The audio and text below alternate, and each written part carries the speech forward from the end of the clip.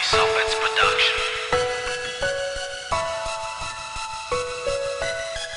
Love of my life, my soulmate. You're my best friend. Part of me, like breathing. You are now in Joyce Opens Production. Love of my life, my soulmate. You're my best friend.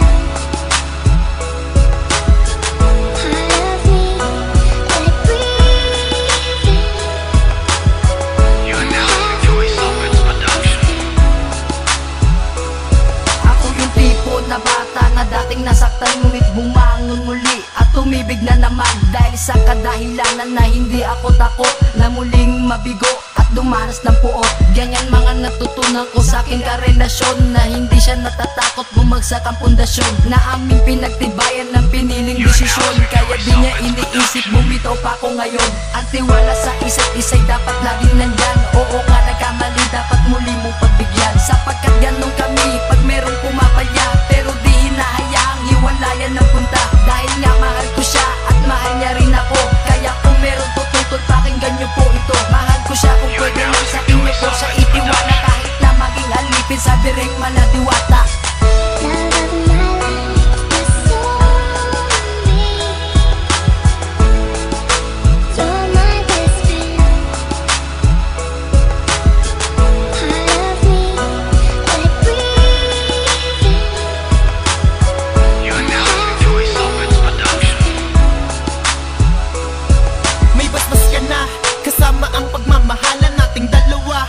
Taas na mismong katibayan at hindi sila pwede na maging ibang. Bagkus na tayo'y tulungan, sila pang humahadlang. Kaya maraming kabataan landas ay naliligaw dahil sa mga walang kwenta-kwentang maling pananaw na inyong napapansin kahit hindi man masama. Karapatan kung magmahal, wala kayong magagawa. Pagkat ang pagmamahal, layunin yan ng isang tao. Kaya sana maintindihan nyo ang ginagawa ko, hindi lamang pang sarili o sa aking kapakanan. Gusto ko lang ipahatid ang aming nararamdaman. Kaya kahit anong mangyari, mahal, huwag kang bibigay. Poprotektahan kita, ako mismo ang iyong gabay. Sa pahamak kong kaya, kung ano-ano pa man asahan, pupunta ako kahit malapit ang daan. Love of my life, my soulmate.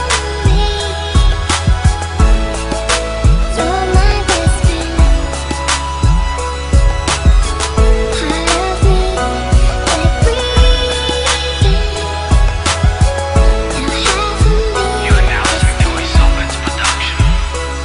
Mahal kita, kaya lahat ay gagawin umarang man sila ay aking babanggain. Dahil di nila ginalang ang ating relasyon. Nagmistong lang pang magulang, wala namang tugon. Tanging sarili nyo lang lamang importante sa inyo. Di nyo man lang naiisip ang nararamdaman ko o nararamdaman niya pagkat nasasaktan kami. Dahil kung sino pang magulang, siya pang nangaapi. Pagtitibayan ko ang aking sinimulan nang tayo ay umabante tungo sa tamang daan. Pagkat respeto